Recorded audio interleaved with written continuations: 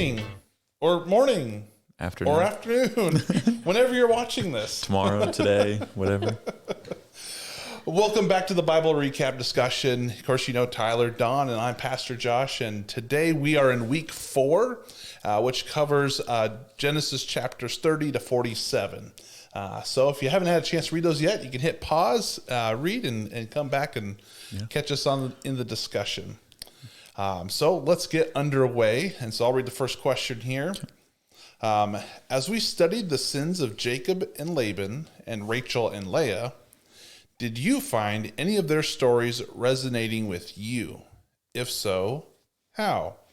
Where have you seen God's patience and goodness to you in the midst of your story?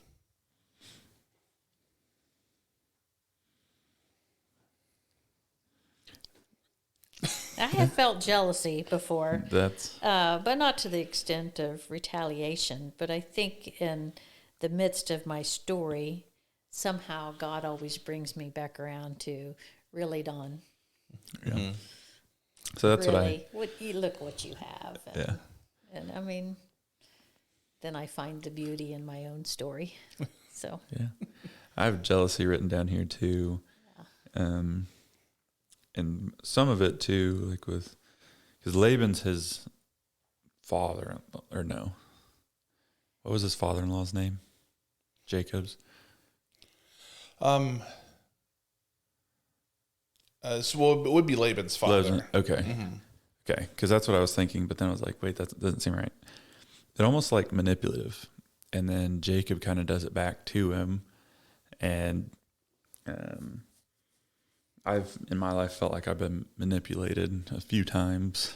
you want to return that. You want to, try to get him back, but then that's again, not the right thing to do. And I could see Jacob's side of it, like with the sheep and the goats, where he pretty much took all the strong ones, the strong offspring, and gave them all the weak. He's noticed that, like, he had ill will in it, I guess is the best way to do it, versus just trying to help himself out. Like, there was ill will in it, I felt as well. Yeah. I know for me, there's the desire to win. Yeah. Yeah, for sure. And that's where, this is kind of an aside a little bit, but like I have family members that won't play certain games with me anymore. Imagine It's not that I that. don't. It's not like cheat. It's just I really like to win. Yeah. Yeah, we played Monopoly this weekend, so I definitely understand that. Because that's one of the things I thought about in both cases, whether Jacob with the sheep and the goats and whatnot. And of course, Rachel and Leah, there was that selfishness where I want mine and I want to take care of mine. And so, moving back from my side about winning is that sometimes I know for myself in the past, I've done what I could to advance me. Yeah. Even if it was at the expense of someone else. And so that's kind of where I saw myself, how it resonated with me, and seeing God's patience and goodness with me one of the times I was a huge jerk and used people for my own benefit. Surely that was just in board games. I came to faith in college, and so pre-salvation Josh was not the best Josh. Yeah. And we all have our times. Yeah. Well, and that's the wonder of the story is that, of course, we'll get into more later, is that we see God's patience and goodness, His mercy and grace with us, even when we are acting like complete jerks to people. And that's another Absolutely. thing I have written for the second part is God's willingness to help us correct our own path, like showing us the way, but then at the same time, not telling you have to do it, just giving us that push. So yeah. So the second question, of course, I think is a good one because in my experience, even pastors forget about this. So how can we discern which stories in Scripture are descriptive, like in Genesis 35, versus what are prescriptive? And so just as a reminder, we'll go kind of chapter 35 of Genesis here.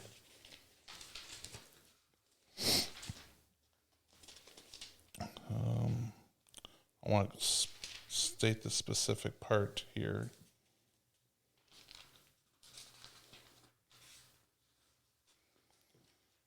Does she mean 35? Jacob returns to Bethel. Make an altar.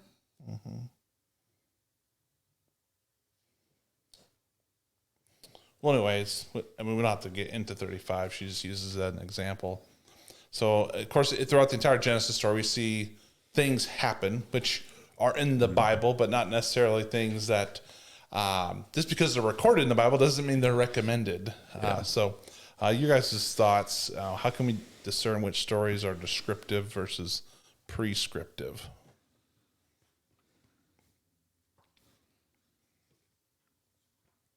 Well, we talked about this 2 weeks ago now.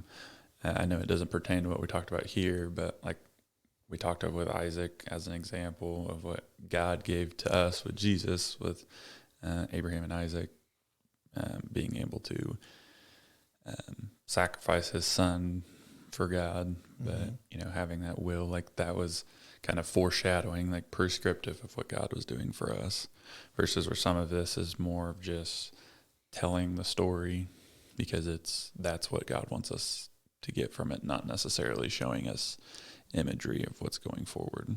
Does that make sense? Yeah.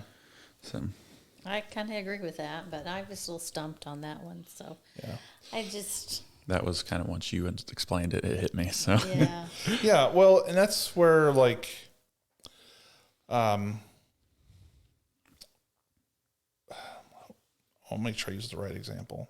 Well, so one of the biggest things, in discussion, of course, is going on in the Methodist Church is, biblical marriage. What's that looks like, description, and of course we see launch in Genesis, Adam and Eve, one man, one woman in the garden. That's the in a sense, the biblical prescription is this is what perfection looks like in the Garden of Eden. Of course, this is before they bite the apple. And of course, we see later, and it's within chapter 5, that there's then this perversion where there's now multiple wives, and so now we see here with Jacob it's not just one wife. Now there's two wives, and there's two wives, and then there's two concubines, where they're now competing for status, and because trading items for time with for Jacob, opportunities, yeah, to have children. And that's that one was, that whole, in our society, it's frowned upon.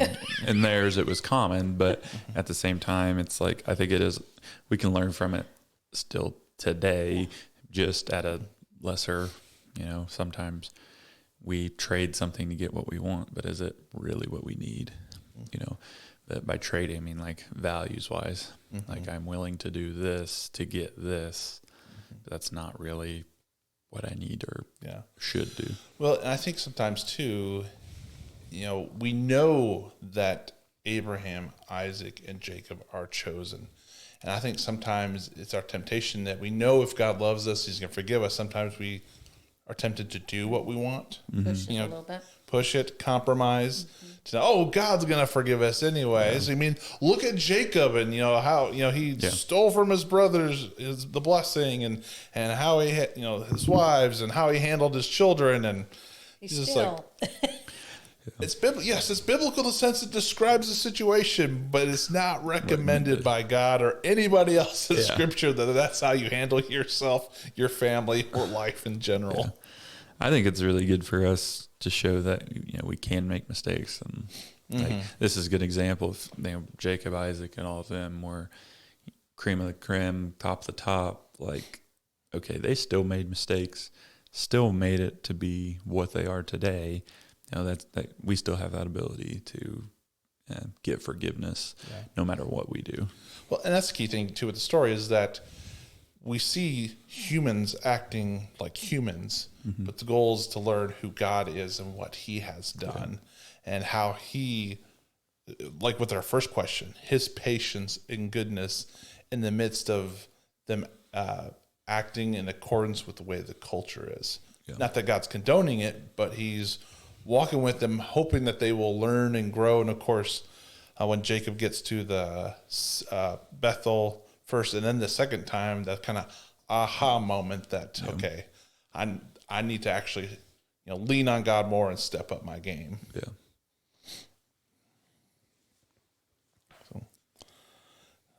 Anybody else want to read the questions? I was about to I've say. been reading them all. I don't have to. I said I could. So number 3, Go- after God renames Jacob Israel, he is still regularly called by his old name, unlike we saw with Abraham and Sarah.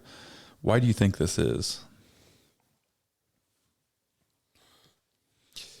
I kind of put it as simply as when he's calling him Jacob, he's doing ungodly things. And when he's calling him Israel, it's like, okay, I'm proud of you, Israel. Like, you're doing the right thing. He's doing godly things. So Yeah, I pretty much said the Godly same acts, thing. I just said it a little bit different. Jacob focused on himself. Israel set his eyes on God. yeah, Yeah.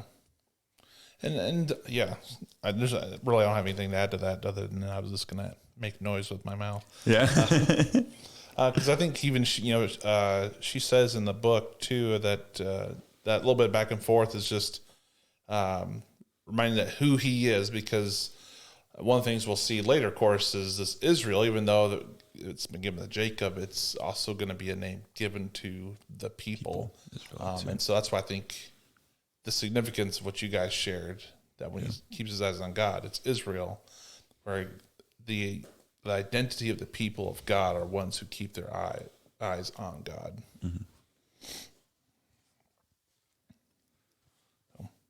Ready for number 4? yeah. What significant event happens in Jacob's life that signals the change when he starts replacing pillars with altars and referring to God by his name? Why is this meaningful? I thought this was a good question, because previous week, we talked about, we of course shared some of the beginning parts of his story, and that we talked about some of those stones and part of his journey and seeing the stairway to heaven. And I think too, when Jacob and Israel comes to this place twice, he's in significantly different places in his journey, where he's still learning about God. So when he goes up, and he's going to, of course, fall in love with Rachel and Mary Leah as well, he's learning, and so he gets that vision, that image, and of that God is actually with them. But of course, it's like maybe doesn't fully understand that yet. And so, but in his experience up there, and then coming back, I think is a big eyes wide open moment for him, to where, again, as he poses in the question, it's no longer the pillars as it was used to in the culture. Yeah. It was now an altar, because God's there. It's God's house. Yeah. And then, of course, referring to God by his name is also an act of intimacy, knowing his name, not just, oh, you're the Most High One. It's God's name. I went a little different with this, with the whole wrestling scene. It was kind of like a respect thing as well. Like, I just think of my dad, or any dad. Like, there's sometimes you try to buff up to him, and he puts you back in your place. So, it was more of a respect thing after that. So, and you start, don't use their first name. All right, Dad, and their father, whatever. So, but after that, I think he kind of to me, that's when his eyes kind of open up. Like, oh, I'm not doing what I'm supposed to. Like, God had to come down here and show me. Yeah. An attitude adjustment is what my dad would call it. So, Well, that's one of the things I think about with the encounter, is that God could have won at any moment. Yeah. At any moment. But in a sense, he keeps even with with Jacob until you get to a position where Jacob's like, I'm not going to let you go until you bless me. And it's like, wait, did Jacob just win? Yeah. And then, of course, he injures his hip. Is like, Yeah. God was just playing with you, buddy. Yeah. He's showing you how it's done. And you said that humility that Jacob had to learn on who he was actually wrestling with. And back to my earlier thought too is that, he was in two different stages in his life, in his walk with God, that he had to go through some stuff and learn, in some essences, the hard way, to get that point where he could get humbled, and also then be humble to the point. It's like, oh, that's God. We're in relationship, and I'm going to follow him. Yeah. And this is kind of where and throughout all these people we've kind of talked to, I've tried to put myself in their place. I resonate with Jacob because I am one that I got to learn my own way. Like, I'm not one that, take a lesson. I can't just tell me how to do it and I'll understand it. I got to do it myself. Or, I have to walk my path to be able to learn from my mistakes. The wrong Yeah. decision. You gotta, So, I definitely can resonate. And that kind of was, I connected with Jacob there, because not that my dad never fought, I'm not saying that, but to the point of just being there, he pretty much had to be shown what was up to be able to move, and I'm like, hey, I'm not doing the right thing forward. So, yeah. What do you that's think? kind of the same thing. I mean, I had the wrestling, that he was wrestling with God, and that's when he kind of changed his perspective of who he was supposed to be. And I think what's also neat too is in the travels, is that then he brings his wives and kids to the same place, to where he had that vision. And for me, I think it was much more than just, we're in the same town. It's like, okay, it's not just Jacob, it's everybody. It's the whole house. And of course, there's this part of the discussion that it's time to get rid of those idols, those household gods. It's this guy only, and so that's I think with Jacob, Israel. I'm gonna try to say Israel. I used to say Jacob. Is as much as he failed in leading as he was supposed to. Of course, he fails later also. This is a good demonstration of leadership as a parent,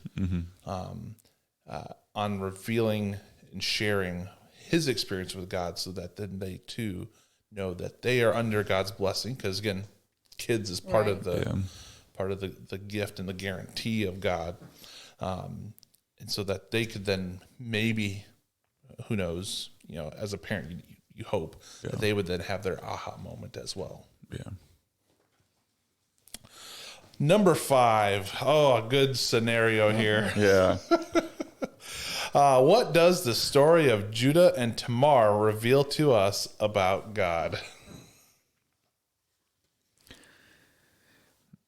When I was kind of reading, this story was hard for me to read in the actual passage.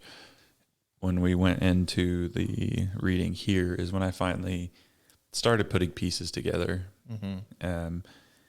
And actually, when we had our small group, when we started in Matthew, it kind of was full circle at that point. She mentioned it into here, that Tamar was, the whole situation was wrong, wrong place, wrong time. And I think it goes back to what we said at question 1 as well. He gives us the way of correcting it, but giving Tamar the reassurance that she's going to be taken care of, that her line is going to have, I can't think of the term I'm trying to use. Greatness is going to come from her line. And being in Matthew there, when they're talking about all of the lineage, making it very important that she is written down in there. So,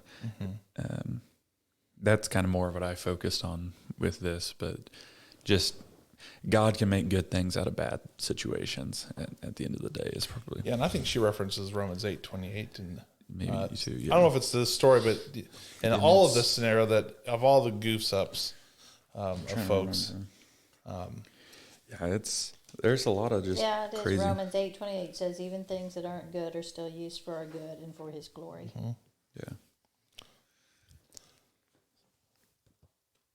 So, what do you think about the story, Don? Well, I'm just kind of reading that. I mean, I said that to me it was just a forgiving God again. I mean, my gosh, he forgave Tamar and still continued to bless her. And that's kind of what that today's God shot on that says too, that if you think you're train wrecked your life with a sin that you can't forgive yourself for, take heart. God is outside of time, and he knows all things you do wrong as a human, a parent, a spouse, a friend. He even knows all the sins you haven't committed yet. So to me, he was, again, a forgiving God and was giving so much grace. Yeah. It's one of those weird, in the ancient world, those social issues that can create problems, but shouldn't be a problem. But it becomes a problem if you do make it be a problem. Because in Leviticus, this is also outlined that if the oldest brother dies, the next brother in line is to marry, and then that first child will be the heir for the brother, and then your lineage can start through that. And of course, we see right away that this was already normal practice, because part of it guaranteed safety and protection for the woman, that she would not be in poverty, she would not die alone. And so the fact that it's a social custom, but also God instructs it later that this was a moral good that she was being taken care of. And again, part of the blessing is children. But of course, Judah doesn't do what he was supposed to in giving his third son, because he's acting out of fear. It's like, Yeah. well, your first two sons weren't doing all that hot. Yeah. Work on that third one and be able to follow God's way. Hopefully. That was a parenting problem, not a God problem. Like we talked with Job. And that's where I find it significant that, after he finds out she's pregnant, and he's like, I want evidence and she's going to die. And he's like, this is yours, buddy. And he goes, she is more righteous than I. And I think that points to, that not that the action was okay, or, because you're not supposed to, have relations with your daughter-in-law or your father-in-law, but the recognition that, I'm going to use this phrase. I still have yet to think it out more fully. She had more faith in the promise of God and giving of children than he did.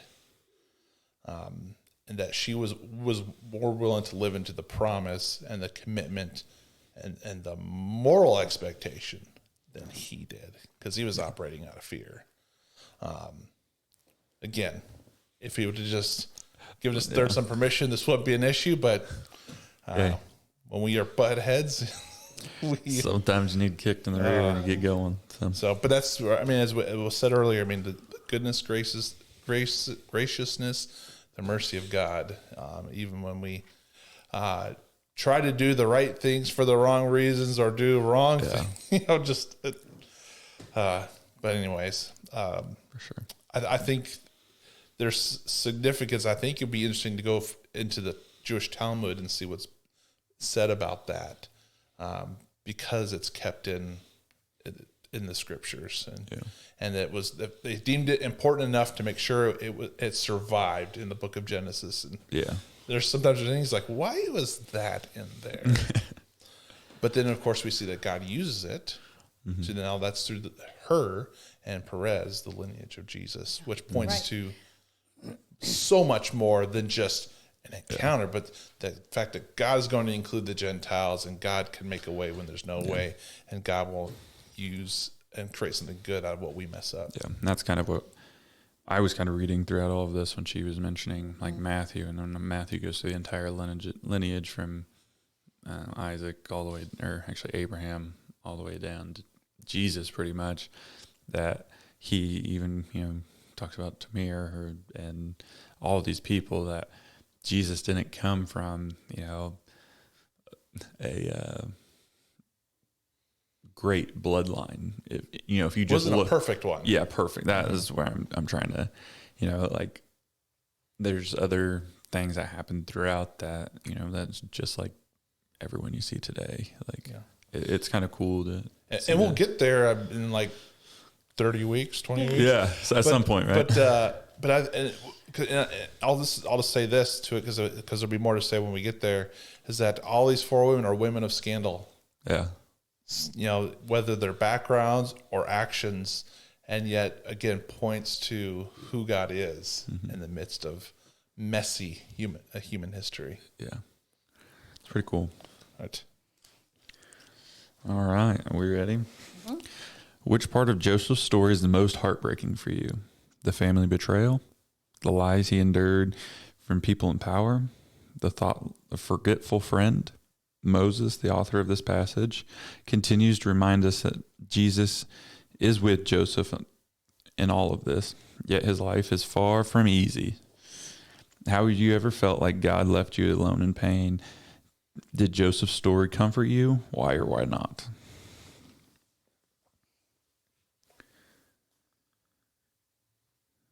For me, it's the betrayal of his brothers at the end of the day.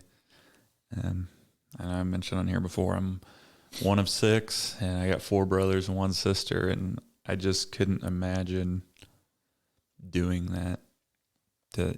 Even if he is the favorite, he gets probably a little bit more than you, and just doing that to family, and which we live in a monogamous society where you get into polygamy. It's the way I looked at it. There's 4 separate families with one dad.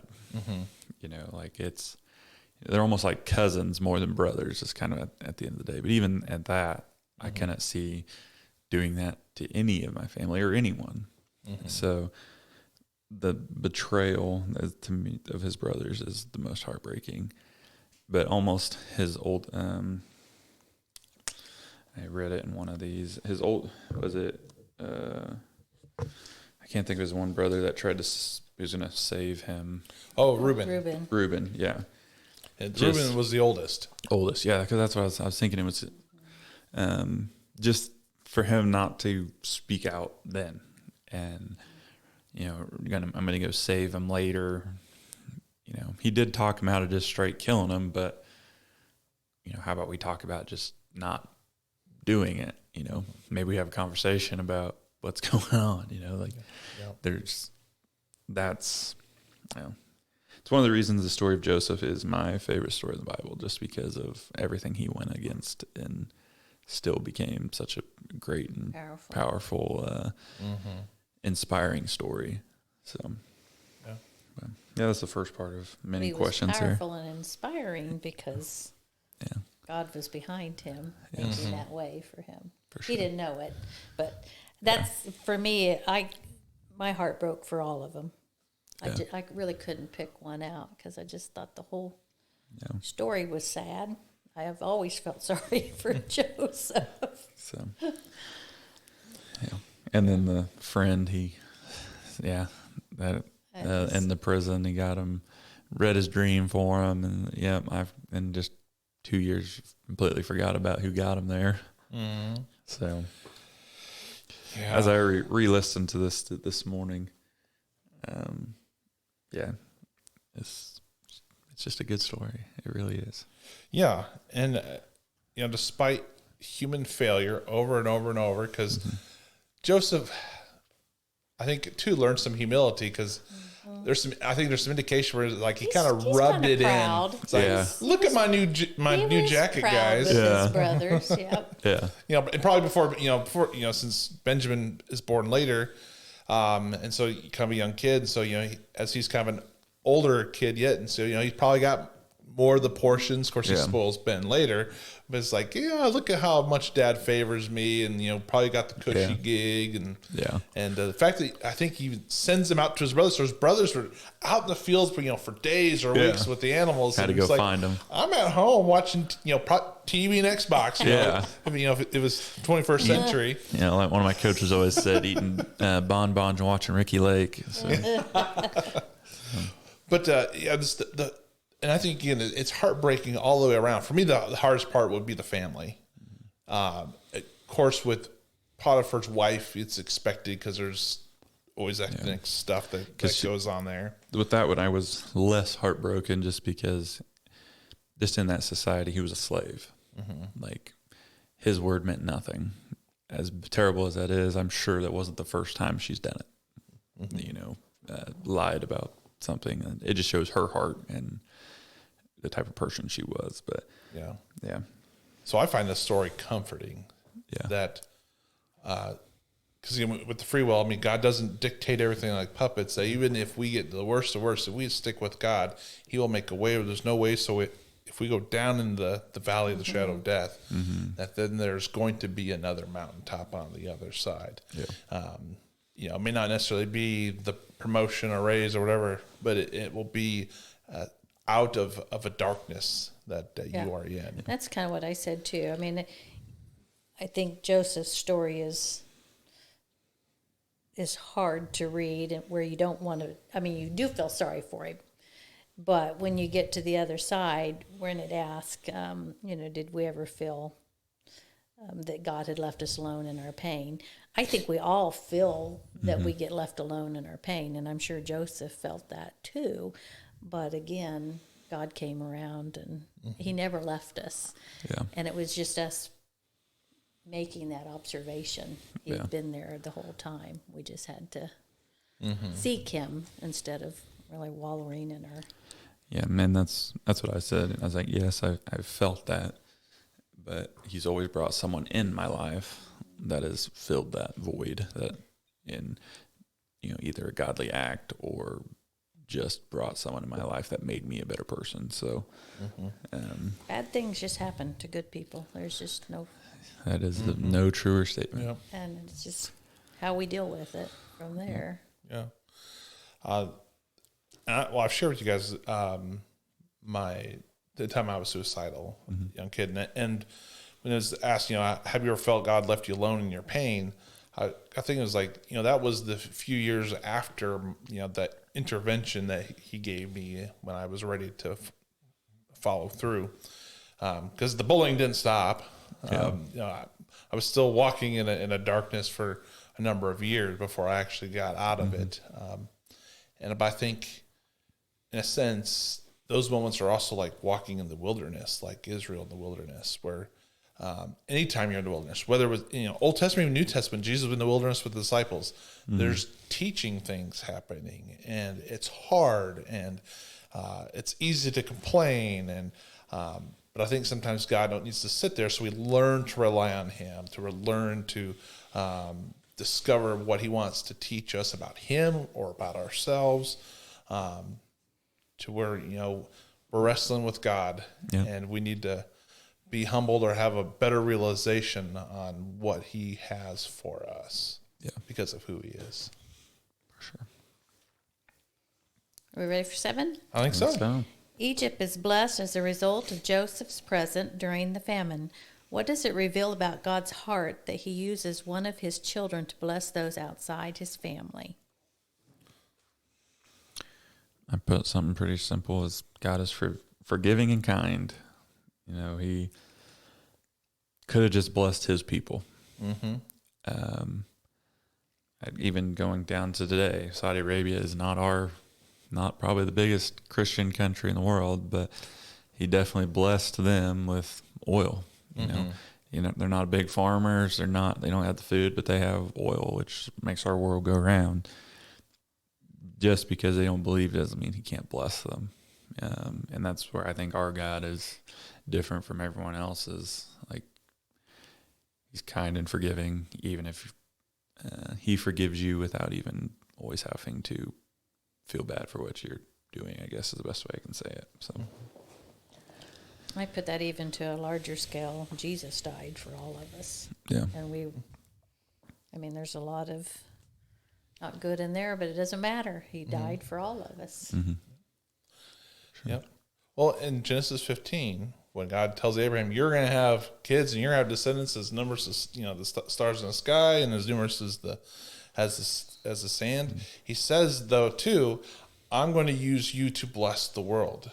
Other nations will be blessed because of you. And so I think what we see here, especially, you know, with Jacob and Laban and Joseph in Egypt, that there's kind of this, signal go up saying, hey, when the people of God are involved and they stay faithful, they have an impact.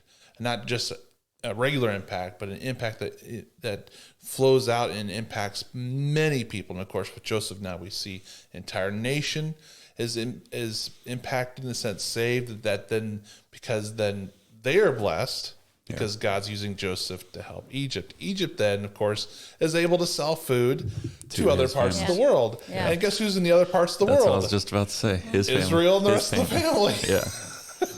And that's what I was just about to say. And I think he did it for many reasons. One, to get Joseph to the position he was so that he could impact the world more than just his community. He's impacting everyone. And second is to right wrongs that were done to Joseph. Yeah. And I truly believe that. And it fulfills the dreams Yeah. It fulfills everything. that God gave Joseph. So, And I think I mentioned this in week 1 or whatnot, but nothing happened. I'm going to not try to guess, but we see then a buildup, which I think goes to your point, about Jesus, is that Israel, of course, fails. The people of God fail over and over and over to be a blessing of the world, but God still throughout pointing that it's not just about these human beings, because part of the story that is also that from Genesis chapter 3, when it says that the serpent will bruise your heel and he will crush the head, that there's something bigger, someone bigger coming that's going to do a blessing of the entire world. So in a sense, I think with these stories, as they are historical and they're an impact, they provide us continual teaser trailers for Jesus. yeah. And that's one thing, going back just a little bit, but it kind of goes in that I have that Jacob or Israel, and I can't ever say it, Esau, his brother Esau, do the same thing that Lot and Abraham did, that their flocks, I just bet it was kind of cool that you keep seeing this, that they separate their flocks. They're getting too big. And so you see, I don't want to say right and wrong, because I don't think Lot was wrong, but Lot was doing things almost like you don't want to, your peer pressure, Lot's doing that. And so almost like God separates them for their own good, for the good of his lineage. Yeah. So, yeah, because you get to, he blessed them for even more because blessings. God promised he's going to bless them. And so, of course, with Isaac, includes his lineage, which he has Jacob and Esau. And so, of course, there's blessing. But God also is smart enough to know that resources and human nature, when you get that close and that stuck and that crowded for too long, there's going to be some friction. For sure. But again, as it says in the scripture too, Esau goes south, Jacob, and they go west, because that's the promised land. Yeah. That's where God, is promised them. and guaranteed that their descendants are going to inherit that land. Question for you, Dr. Sir. Oh my goodness. This would still been a nomadic time for these people, right? Like they would live in tents, follow the flock from field to field in that time, correct? Like this wasn't been like they would, or There they would could have been have some stone or mud housing along with it, because remember, this also covers a course of years, decades, to where the sheep and the goats would have been mobile in the land, but they could have had their tents or some type of housing stationary for long periods of time. Okay. That was I was trying to visualize everything. I started watching The Chosen on Amazon here lately, and I noticed just I'm only in the first episode, so no spoilers, anyone. It seemed like a lot of, like, yes, there was a stone and all of that, but like when they go back to childhood, it's a lot more tents, what I would consider tent, and stuff like that. So that was kind of why I was asking that. Yeah. Well, at the time of Jesus, I mean, it was very well populated. and housing was pretty organized, even in more poor communities. But you still had those who were kind of nomadic because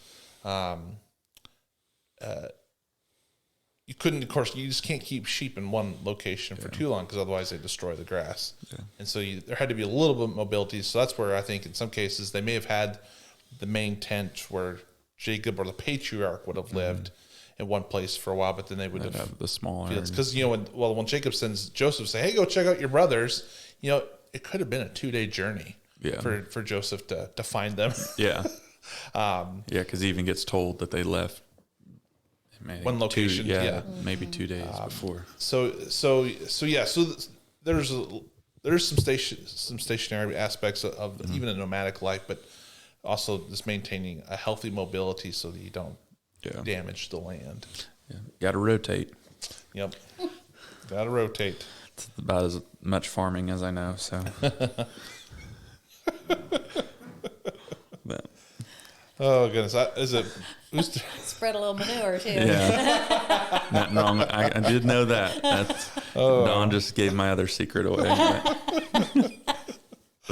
Oh, whose turn is it, Teresa? My turn. I think it's yours. Okay, so we're at number 8.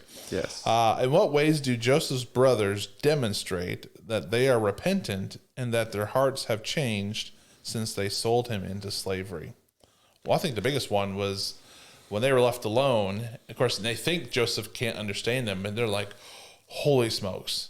And God's paid us back for what we did. And like, that's a pretty good sign that that repentance, that 180, and total regret along with it, as well. So, kind of mine was what they were willing to give themselves up for Benjamin. Yes, that's what I wrote down too. They were selfless at that point, that they were going to follow their father's wishes. He was going to stick to his word. He was going to take his spot so that Benjamin could come home. And that's what really stuck out to me, was kind of the aha moment. And I agree with you. That was kind of then too. Like, well, that's actually with the follow through. I mean, Simeon having to stay, and then when they go back to Canaan, they leave Simeon there, and Judah's like, I will give my life. Yes. I mean, he said he would give his life. Yes. And so I think it's a 2-part. I mean, there's the disposition, like where they've changed in their heart and mind, and of course then there's, as you just shared, I mean, the following through of actually living out that repentance. Yeah.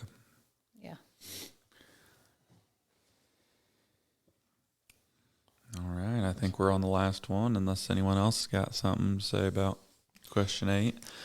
I have a fun fact after we do the God shot questions. All right, so just like all of them, our favorite God shot, showing God's character, and your God shots from this week. I had day 26. Just mostly talking about God's generosity with Joseph's life. Joseph had a rough go, but he always kind of gave him,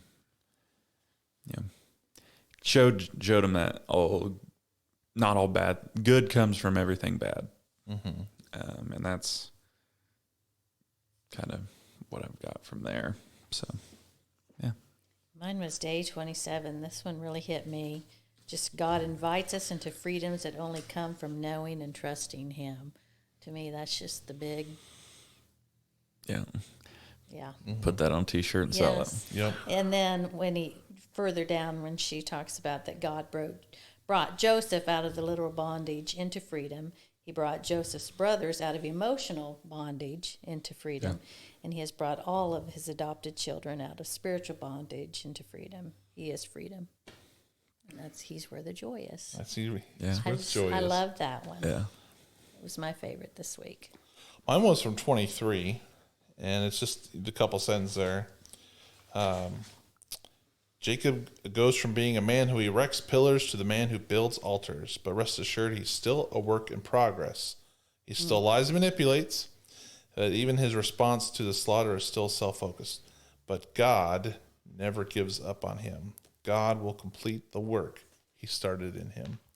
And I think that's where sometimes even for myself, learning to live into God's mercy and grace for others, that they may not be where I'm at. Yeah. And so I can't be, wagging my finger or drilling down on them, because, God's not giving up on them. I shouldn't either. And he's not giving up on us On either. us. Yeah. I learn We're a all lot a every work in day. progress. All right. My fun fact. So one of the things I enjoy, of course, is history. And, of course, Joseph being in Egypt. And so there's sometimes been concerns, what's the evidence that the Hebrew people were in Israel? Well, there's a lot of stuff. So I encourage you to check out Exodus, Patterns of Evidence. But one of the things I wanted to share was that one of the things that stands out the most, I think, for me, is that there is a canal, a waterway, named Bar Yosef, the waterway of Joseph. And I'm going to share this. So if you're watching, I'm going to throw it up on the screen. This is from Google Maps today. You can pull up and ask where Bar Yosef is. Now, part of the reason why it's also significant is that there is no name or word for Joseph in ancient Egyptian. It's a Semite name, and of course the Hebrews are Semites. Yeah. And the fact that there was a major construction in ancient Egypt that's named after Joseph. That's impressive. Yeah, and so it's a waterway that comes right off of the Nile and goes into this depression that feeds into that area. And if you do Google Earth, it kind of looks like a heart. I don't know, so.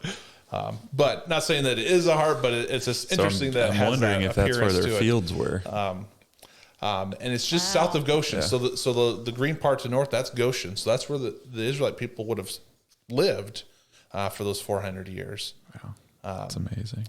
But yeah, really, really, really cool. So I almost wonder if that's where their fields were, like irrigation almost to get the canal going through there. Since he had 7 years of good harvest, and then 7 years of drought. Well, and if storage containers were in that area, building a canal, I mean, you'd be able to move things faster on boat. Yeah. Because you can also pull up pictures and it'll show you like you're standing on the bank of the canal. It's good size. Yeah. So it was a major undertaking. So very, very cool. Dang cool. I will throw that up on the screen Right for here. you guys. Yeah, right here, but it'll be full screen. So you can at least have a look at it for a minute or two. So.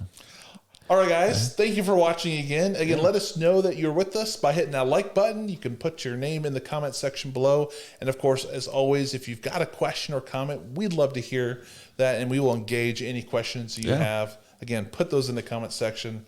Like, subscribe. Share all the fun stuff. Share. Post. Talk to your friends about it. Tell mom to watch it. Whatever we got to do. All right, guys. Thank you for watching. We'll see you next week. Take care. Bye. And God bless.